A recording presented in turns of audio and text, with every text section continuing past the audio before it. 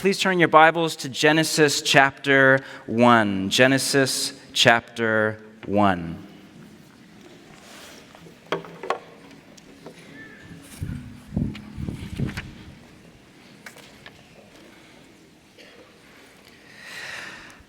My church just about killed me a couple of years ago. I was really young when we started the church, and very similar to you guys, from day one, God was up to something unique and special, and it was fantastic, but at the same time, it was exhausting. You know, church planning is a cross between a tech startup and D-Day. It just takes a lot out of you. And the first year was really hard, but so much fun. The second year was really hard, but it was still good. The third year was just really hard. That's all. And by the fourth year, I was dying, like on the edge of a nervous breakdown dying, stressed out, racked by anxiety, on edge all the time with my wife and family. And a huge part of the problem for me was that I love my job to a fault. I mean, my kind of default setting is workaholism, and that's one of the many sins that in our culture is okay, if not actually thought of as a virtue, right? Especially in a city like San Francisco. And I mean, if you ask somebody, think about how often you ask people, hey, how are you? What do people usually say? I'm good, but I'm what? Busy. How often do you hear that? Yeah, a lot. How often do you say that? Yeah, every single day. And in our culture, particularly in a city like San Francisco, busy has become a moniker for important. To say I'm busy is to say I matter, I'm interesting, I have a good job, I'm cool, I know people, whatever. And so we are so dang busy. We are busy with work. 40 hours a week is a thing of the past. 86% of Americans work well over 40 hours. So-called labor-saving devices like email and the smartphone have now made the office something that we carry around in our back pocket. So you used to have to commute to work. Remember that? It was like before a lot of your time. Like you had to actually go there. Now all you have to do to go to the office is roll over in bed in the morning and unlock your phone. It's everywhere that we go. We're working more hours than ever before. The Japanese have a phrase, karoshi, and it actually means death by overwork. That's a thing. Like karoshi is a thing, right? So you're like, yes, this is San Francisco. We know all about that. Americans actually work 137, I read a study recently, 137 more hours per year than the Japanese, 260 more hours per year than the British, and 500 more hours a year than the French. We work more than any other nation in the world. So we are busy with work, but it's not only that, we're also busy with play, right? In a city like San Francisco, and the same is true of my city, Portland, there is so much to do, so much to eat and drink and buy and sell and see and watch and take in and visit and experience that it is at times exhausting. I mean, this city, I've been here all week, it's fantastic. It's like a vortex of hedonism. It's just Tartine Bakery. Have you been there?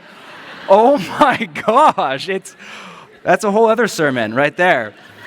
And so what happens is that we overfill our life well past capacity with work and email and the iPhone and social media and friends and a night out in the town and church and community group and justice and shopping and travel and thing after thing. And we speed up to this frenetic, nonstop, go, go, go pace where we are always busy. And it does something at a soul level. Hurry is the great enemy of spiritual life.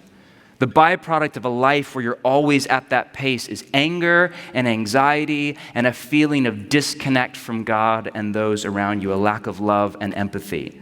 There is a kind of busyness that goes past your schedule and into your interior being. So there I was a number of years ago on the edge of burnout, like really not doing well, and thinking about quitting the job that I used to love and now was tired of and stressed out about. And I came across this little book, a number of decades old now, by the Jewish mystic Abraham Joshua Heschel. It was a book on the Sabbath. And honestly, it was for me, as a pastor, as a teacher of the Bible, the Sabbath was a brand new idea that changed my life. I had to learn not only a theology of work, but also a theology of rest. Work and rest live in a symbiotic relationship. You can't talk about one without the other. And the scriptures have so much to say about both. So today, let's start off in Genesis chapter 1, verse 1. In the beginning, God created the heavens and the earth. Skip down to the very end of the chapter, verse 31. God saw all that he had made, and it was very what? Good.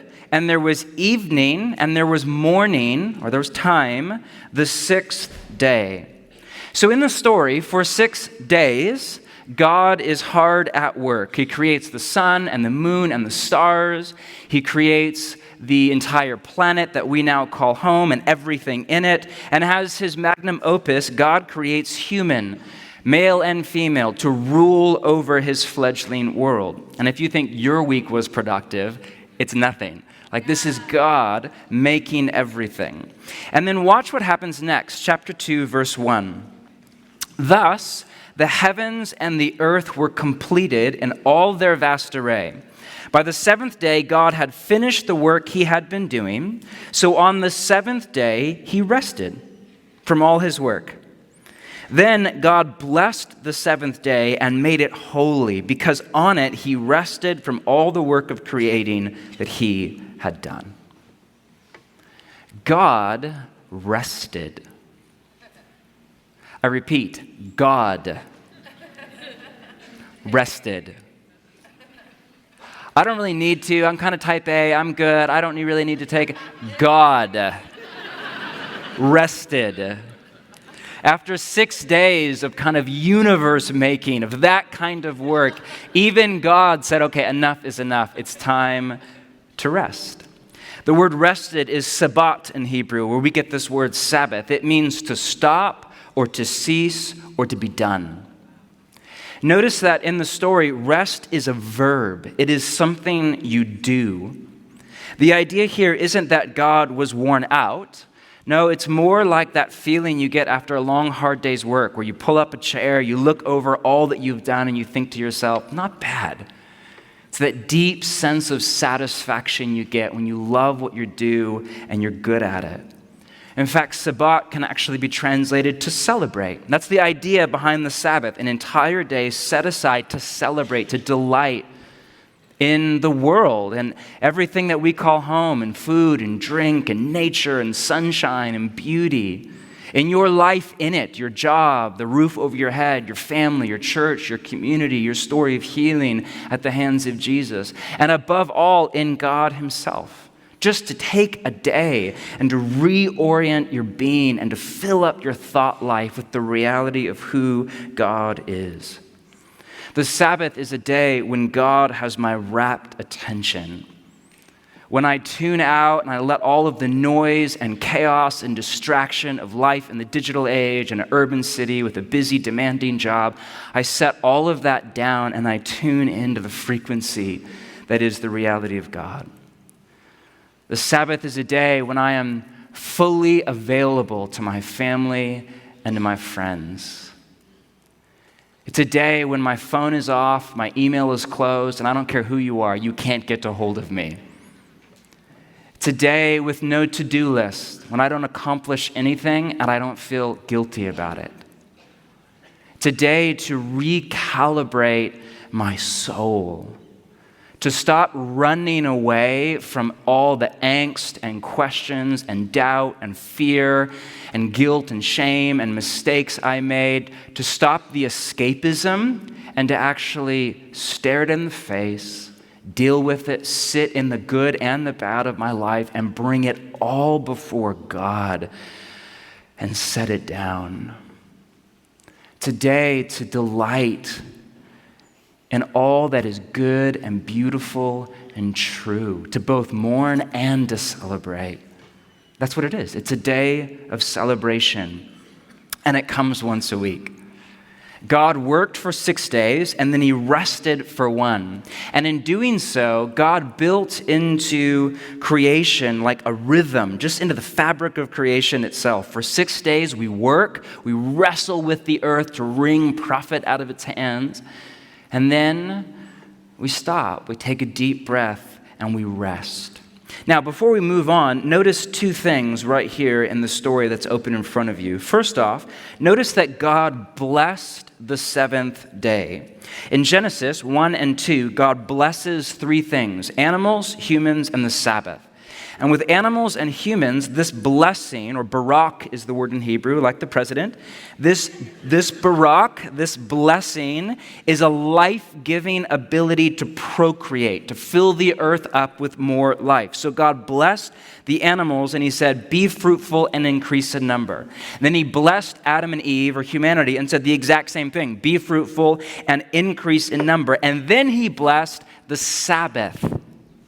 How weird is that? So God blesses the animal kingdom, then he blesses humanity, then he blesses a day of the week. What does that mean? That means that the Sabbath has a life-giving ability to procreate, to fill the world up with more life. I mean, life is tiring, right? Even if your life is good, work in particular is a drain on your energy store, no matter how much you love your job. Even if you have your dream job and you love it, you look forward to it every day, by the end of the week, you are tired. But rest does something to you. Rest refills you with life, with creativity, with optimism, with energy, with strength, with vision to go forward, with hope, with joy. Rest is life-giving because God blessed the Sabbath. Secondly, notice the second half of that sentence. God blessed the seventh day and, quote, made it holy. Now, the rabbis talk a lot about the principle of first mention. This is a hermeneutic idea, a Bible idea that basically means the first time you read a word in the Bible, it's kind of like a definition. It sets the tone for that word all the way through. Did you know that the first time we ever read the word holy in the Bible is right here? And what is it that God makes holy? Time. This is fascinating because in the ancient Near East, the gods were found in the world of space, in a temple or on a mountain or a river or at a shrine. You would think that in the story, God would make a holy temple or a holy mountain or a holy statue or a holy altar. But instead, it's a holy day. Abraham Joshua Heschel puts it this way. Next slide. The Sabbaths are our great cathedrals. Love that language. He calls the Sabbath architecture in time. Because for this God, the one true creator God, the entire cosmos is his temple, like every square inch of it. And so he's found not only in the world of space, but even more so in the world of time. There is a hierarchy to time. We all know this. Not all moments are created equal. Some are much, much better than others. And the Sabbath is above all the best. So there is a day that is blessed and holy. And the Sabbath stands as an invitation from the Creator to the creation, from God himself to all of the image bearers made in his name, for us to mirror and mimic this 7-day cycle of work and rest, to work like God works all week long, and then to rest like God rests, to tap into this rhythm that is built into the nature, I would argue, of God himself. And when we don't accept God's invitation, when we don't stop and rest, when we fight this natural rhythm built into us by God, we reap the consequences. We become emotionally unhealthy, and in a lot of other ways as well. Fatigue, exhaustion, burnout, stress, busyness, anger, anxiety, depression, a weak immune system, a lethargic body, your mind kind of slow, an empty soul, a feeling of disconnect from God. These are all the results of a life without rest. Which is why, as the story goes on, if you read the narrative that is Scripture, we see over and over again, we see God call his people back to this rhythm of work and rest. For example, turn over to Exodus really fast. It's just one book over. Turn to Exodus 16. You okay out there? Yeah? Okay. This rainy, cold day. You guys are ridiculous. Exodus chapter 16. Let's start off in verse 19. If you fast forward, this is the story of Israel out in the desert in the middle of something called the Exodus. Israel is hungry and thirsty. It is a long, hard journey, and the people start to grumble and argue and complain against Moses and against God. And so this is what happens. Exodus chapter 16, verse 9. Then Moses told Aaron, "Say to the entire Israelite community, 'Come before the Lord, for he has heard your grumbling.'" While Aaron was speaking to the whole Israelite community, they looked towards the desert, and there was the glory of the Lord appearing in the cloud. The Lord said to Moses, "I have heard the grumbling of the Israelites. Tell them this: at twilight you will eat meat, and in the morning you will be filled with bread. Then you will know that I am the Lord your God." That evening, quail came and covered the camp, and in the morning there was a layer of dew around the camp. When the dew was gone, this is weird but fascinating, thin flakes like frost on the ground appeared on the desert floor. When the Israelites saw it, they said to each other, "Manna" in Hebrew, which is a word that means, "What is it?" For they did not know what it was. Skipped all the way down to 21. Each morning, everyone gathered as much of this manna, this what is it, this bread stuff, as they needed. And when the sun grew hot, it melted away. But listen, on the sixth day, they gathered twice as much, 2 omers, it's a unit of measurement, for each person. And the leaders of the community came and reported this to Moses. He said to them, "This is what the Lord commanded. Tomorrow," and listen here, "is to be a day of Sabbath rest, a holy Sabbath to the Lord." Notice that language, a holy Sabbath to the Lord. That word holy can be translated dedicated to. So the Sabbath is a day that is dedicated to God. But isn't all of life dedicated? Well, yes, but in a special and unique way. Meaning it is a day for rest and it is a day for worship. Make sure you get that.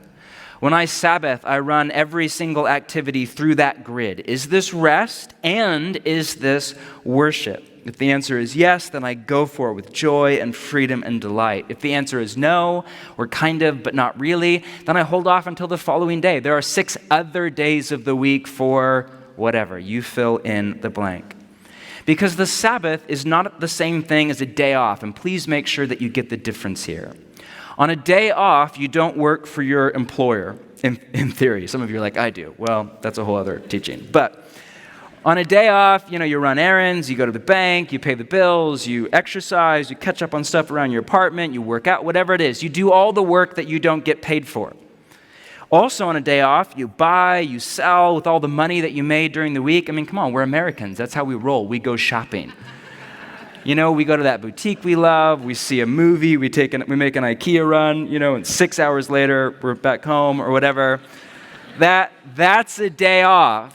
But on the Sabbath, all we do is rest and worship. That's it.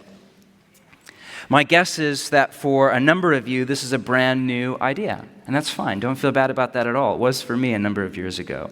Which is why I think that Moses goes on to teach the Hebrews how to get ready for the Sabbath. He goes on, bake what you want to bake, boil what you want to boil, save whatever is left until morning. Like you have to gear up for it and prep for it. So they saved it until morning as Moses commanded. It did not stink or get maggots in it, which was a thing back in the day. Eat it today, Moses said, and listen to this, because today is a Sabbath to the Lord. It's a day set aside for God. You will not find any of it on the ground today. 6 days you are to gather, you're to work, you're to cook, but on the 7th day, the Sabbath, there will not be any.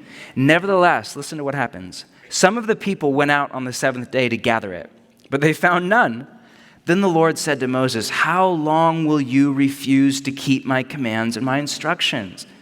Bear in mind that the Lord has given you the Sabbath. That is why on the 6th day he gives you bread for 2 days. Everyone is to stay where they are on the 7th day. No one is to go out." So the people rested on the 7th day.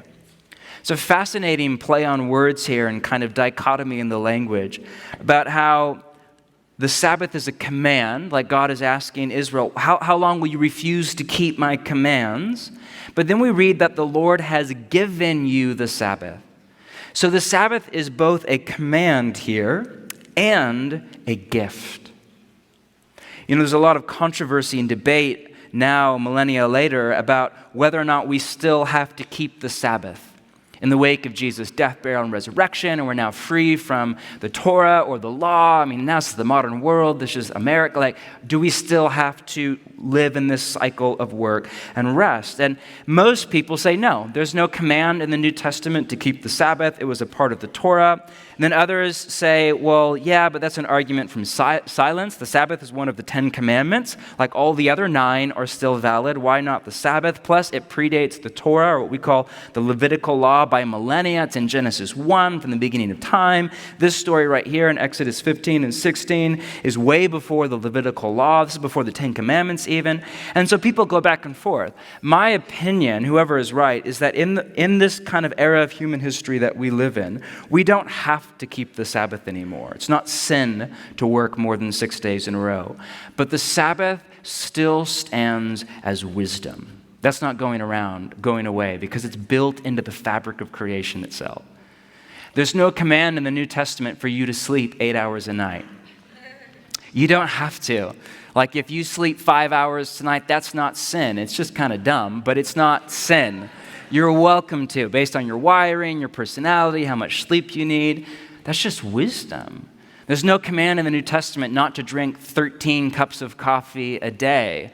But some of you, and I can see who you are right now, you drink way too much coffee. So that's not sin, it's just stupid. So you're welcome to, but if you want to live an emotionally healthy life, and you want to feel and connect and know God and stay present with the people around you, then maybe cap it at 2 or 3, okay, or 4 if you live, whatever, just not as much. So I think that the Sabbath still stands as a gift from God to the men and women made in His image.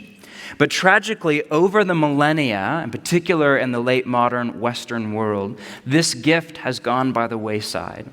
In part because it's simply un-American. I think we love to work, in particular in a place like this, in a generation like this, and we love to play, like we know all about that, but we don't really even know how to rest, at least not well. But I think it's also, in particular in the church, because of a misreading of Jesus. So I just want to deal with that before we wrap up. Turn over to the New Testament, to the Gospel of Mark, chapter 2.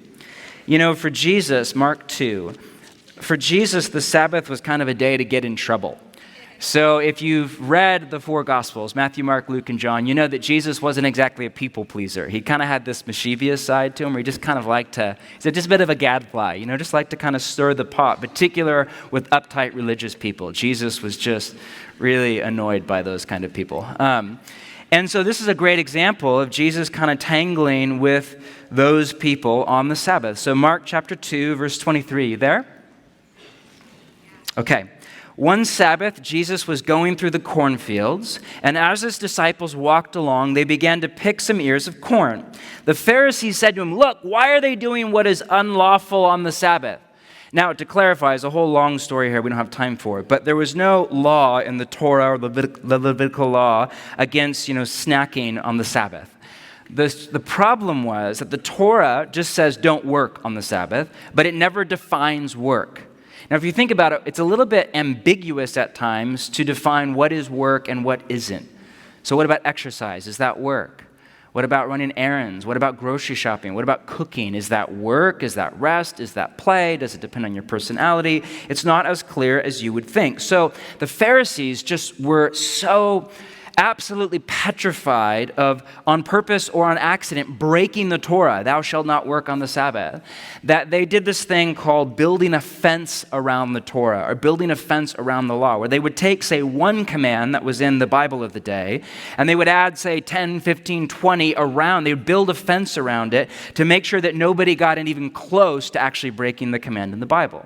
So they would build all of these extra rules, regulations, all this legalistic stuff to make sure that nobody would on purpose or on accident break the Sabbath. And one of those was you were not allowed to do this, walk through a field and pick ears of grain. But Jesus just has a very low view of that human tradition that grew up around the Bible of his day. So he answered, 25, "Have you never read what David did when he and his companions were hungry and in need in the days of Abiathar the high priest?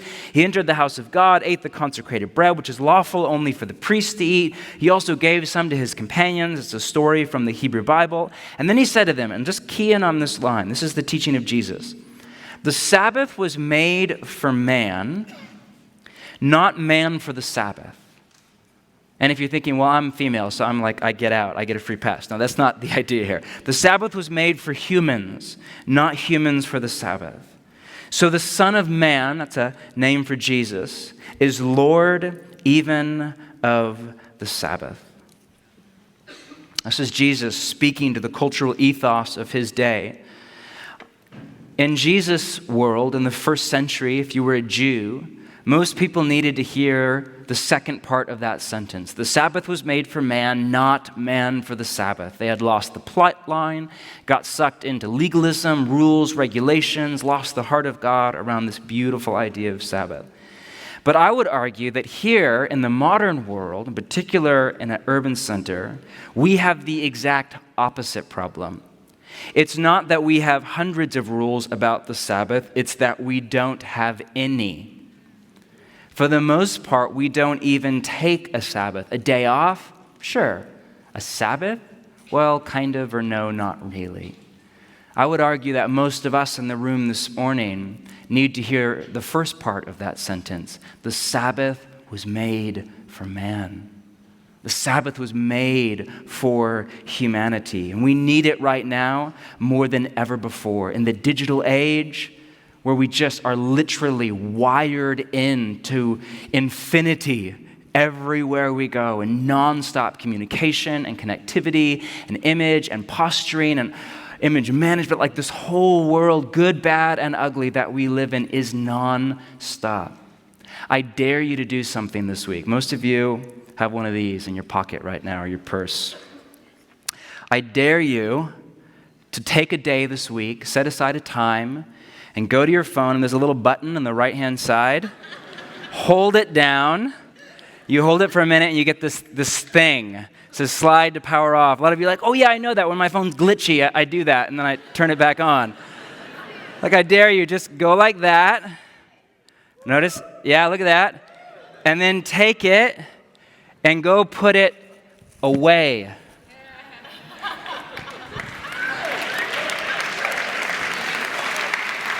And go outside.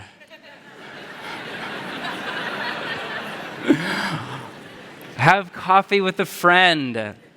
Take a hike. Go surfing. Read your Bible. Worship God without your phone. Some of you are thinking, is that even legal? Yes.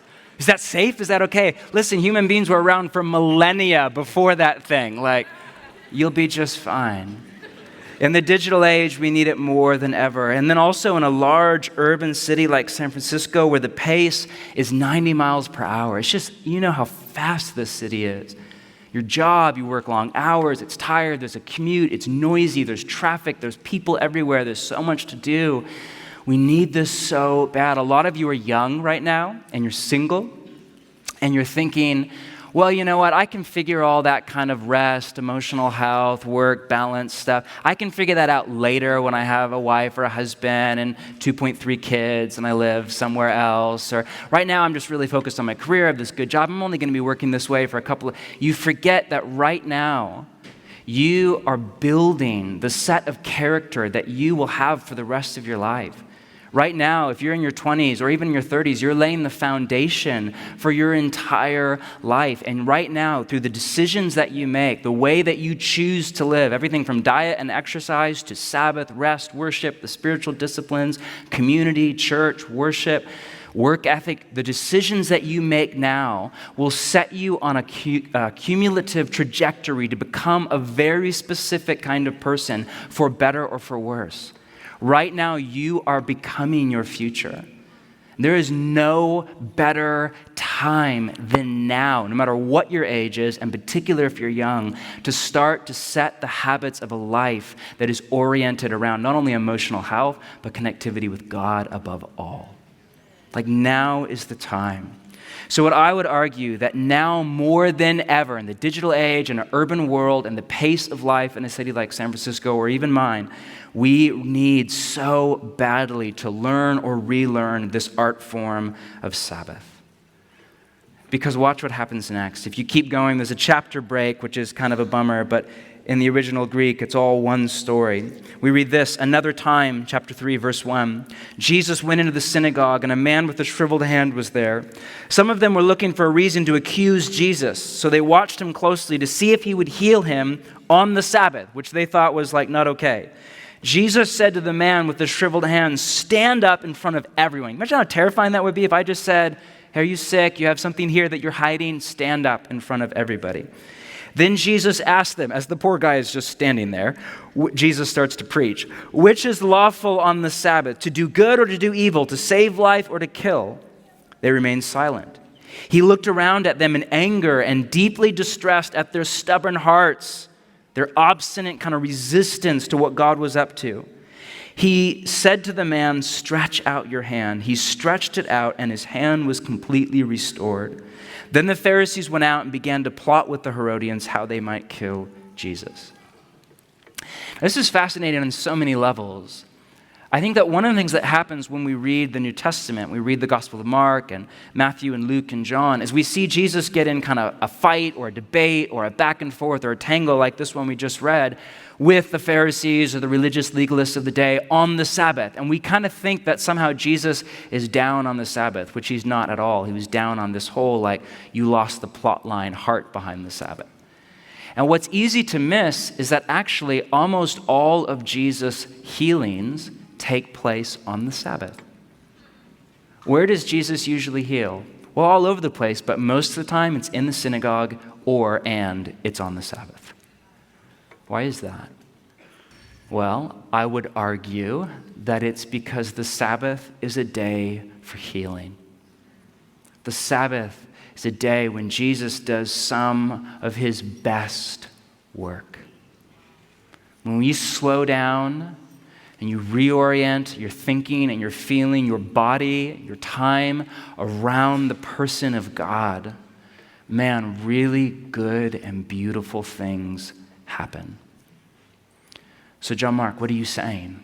Like, it's really simple what I'm saying. Take a Sabbath. This is so funny. This teaching is so straight down the middle. It's not complex. It's not hard to understand. It's not really all that creative. But this has the potential, honest to God, to change your life. This is one of those teachings that if you just kind of listen to it, you're like, oh, cool, yeah, I should rest more. And then you go back to your life, it's just basically a waste of your time. But if you actually let this become a part of your life, nuts and bolts, hands-on, it has the potential, as it did for me, to absolutely terraform your interior and exterior world. So take a Sabbath. Whenever works. People get all hung up on which day of the week. Is it Friday night to Saturday? Is it Sabbath? Is it Saturday? Is it Sunday? People argue, and that's just, to me, is so an exercise in missing the point. Genesis 1 and 2 does not say which day of the week. It just says the seventh. For the vast majority of you, Sunday is by far the best day of the week. That is the day that you come together for worship. It's a day when the city is just a little bit calmer, not all that much, but a little bit. For me, Sunday is a work day, and so I'm up early, and I'm teaching all day long, and I'm in classes in the afternoon, and so on and so forth. So for me, Sunday's great, but it's exhausting. So my family and I, we Sabbath on Friday night from sunset to Saturday afternoon about 6, and that works just great. So if you have a weird job or a weird schedule, or you're a student or a doctor, or you work 2 or 3 jobs, just get creative. Take a weird time, or set aside 4 hours here and 4 hours there, whatever you can to Sabbath. And if you've never done this before, then don't expect it to be easy. It is an art form. It is something that we have to learn, just like playing the piano or speaking a second language or a new sport or art. It takes practice. The first time, if you go out this week and you try for the first time, turn off your phone or whatever, and Sabbath, like it might be amazing and it might be really hard and awkward and you might feel bored and angsty and on the edge of your seat because you've never done it before. Like, give it time. Takes a while. Over the months and even over the years, you will figure out, you'll tweak it, you'll dial it in, and you'll start to live into this rhythm. You know, it takes a while to figure out, I think because there's no right way to Sabbath. So much of it depends on how you're wired. For example, I am a kind of extreme introvert, so I want hours and hours alone on the Sabbath. I want to read, journal, pray, go for a walk in the park. My wife, on the other hand, is a high extrovert and social and life at the party, and so she wants time to read and pray and be with God, but she also wants to get on her bike and go meet a friend for coffee and hang out and go to the city and whatever. That's great. So it took us a while to figure out how to Sabbath together, and we do. And we do it, as I said, from Friday night to Saturday afternoon. Friday afternoon is always this like flurry of activity as we gear up for the Sabbath. The writer John calls the day before the Sabbath the preparation day, because it is something that you have to prep for and get ready for and shop. And so Friday afternoon we clean the house and I answer phone calls and text people back and get everything ready and go to the market to pick up food and plan out the day ahead, all of that, because it's kind of like gearing up for a weekly holiday. It's like having Thanksgiving or Christmas, but every single week. And so it's so good. We want this day to stand apart from the rest. Last thing I do, I power off my phone. I put my phone and my laptop away in this box in my closet. And then we start. We gather around the table as a family. We have 3 kids. And we light the candles of Sabbath, and we pour the wine, and don't worry, grape juice for the kids. And we're not that European, you know. And we read a psalm, we pray, we invite the Holy Spirit. And then it's just like right away you feel the spirit of peace come over the home. We eat, we feast together that night. We just eat, and we have seconds and we have thirds, and we just eat our way through the Sabbath. It's so good. And we go around the table and we do highlight of the week or low point of the week, and we laugh, and we go to bed early and still sleep in. And then the next day we just spend a day. We don't really do that much. I spend a lot of time just alone and to think and dream. I spend time with my kids. Usually we walk down the street to get donuts or go out to brunch and go to the park if the weather's good, like all 2 days of the year. And you have no idea how lucky you are. Can I just say that? Like, oh, moving on. It's a whole moving on. And for us, it is literally the highlight of our week. Our kids look forward to it all week long. Our 2 youngest are really young, so they don't really have a good concept of time. So is it Sabbath yet? Is it Sabbath yet? Is it Sabbath yet? No, it was Sabbath yesterday, so not yet. But even I, as a grown man, I crave it all week long, and I know if I have a hard week or stress or anxiety, or like I know if my schedule's over full that week, I said yes to too much or whatever, at least I know I have that one 24-hour armistice from the war. I know I have that set before me. And this strange, beautiful thing happens as we Sabbath about, I don't know how far in, depends how rough the week was, but usually Saturday morning around 9 or 10, I just have this weird sensation come over my person, and it's like I get my soul back. It's like there's something deep inside me. Even if life is hard, like we had a beautiful Sabbath right now, there's a whole bunch of really difficult stuff going on with our community back home. And even in the midst of all of that, just stress and chaos and some really hard stuff, there was just this sense yesterday morning about 10 a.m. where it was just like, no, it's okay. I feel right. This is okay. I feel God. I sense God. I have a center. What is that? Is that the Sabbath, or is that the Lord of the Sabbath? I would argue it's both and. You know, before I started to Sabbath, my day off was the worst day of the week for me usually, because I was just so overtired and I was grouchy and on edge. I was addicted to the drugs of accomplishment and accumulation. That cycle that we all get stuck in of work more, buy more, repeat. The Sabbath is a way to break free from that vicious, dehumanizing cycle and to just remember who you are as the people of God. Walter Brueggemann has a beautiful little book on Sabbath, and I love this line. He writes, "People who keep Sabbath live all 7 days differently." So Sabbath isn't just a 24-hour slot in your weekly schedule. It is a way of life. In fact, when you start to have that weekly time where you reorient, and it's rest and it's worship, and you slow down and you really focus on God, the idea is that kind of lasts you through the week. And you start to live at a slower pace, but with more focus and more deliberation and more intentionality. That's why the Sabbath is on day 7 in the story right here in Genesis. It's not on day 3 or 4. It's not a break in the middle of the week for you to catch your breath and then go back to work, what really matters. No, the Sabbath is the climax. It's what the entire week is leading up to. And when you Sabbath well, you stay in this spirit of intimacy with God, peace, joy, celebration, trust, all of that all week long. Some of you are thinking, yeah, but there's just too much to do. I have my job and this and the city, and I'm young and I'm saying whatever, and YOLO, you only live once. I mean, come on. Like that's, by the way, YOLO is not theologically accurate. You all know that, right? Just to clarify. You sat through this great series the last couple of weeks about eternity, about the new heaven and the new earth. Yes, time is a precious commodity, but we are all, as followers of Jesus, filthy, stinking rich. We have all eternity to go there, to do that, to experience that, to get that stamp on your passport. We have forever. You don't have to do it all, see it all, have it all, buy it all, experience it all. You don't have to do it all now. You have forever. So take a freaking day off and rest and breathe and worship and slow down and remember what really matters in life. Let go and trust. One of the best things, and I'll just say this in closing, that happens on the Sabbath is hopefully we start to trust God. We give God all of the good, the bad, the ugly in our life. As Tyler said, and I love that line, for some of you, you just had the best week of your life. I just had a fantastic week. Did I mention it's 60 degrees outside?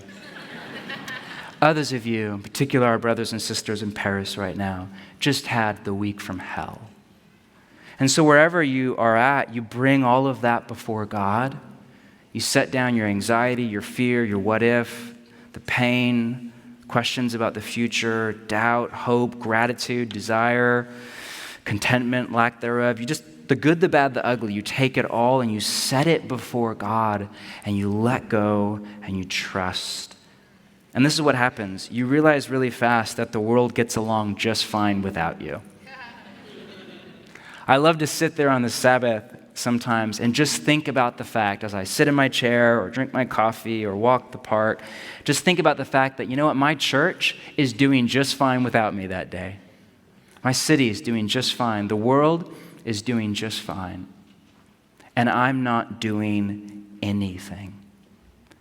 And when you realize that, when you start to trust your life to God, your future to God, your provision to God, your singleness to God, the pain in your marriage to God, the brokenness in your relationship with community or family to God, the questions you have about this, that, or the other decision, when you start to trust that to God and realize that, you know what, I'm not doing anything and the world is still rotating on its axis. That is so freeing. There's a peace that comes with that. There is a life that comes to realize that I am not, and I don't mean this in a self-deprecating way or a self-hate way, but in a humility, a genuine, authentic humility. I am not nearly as important as I think. I live in a story and I am not the main character. There is a God and I'm not him. Let's stand and pray.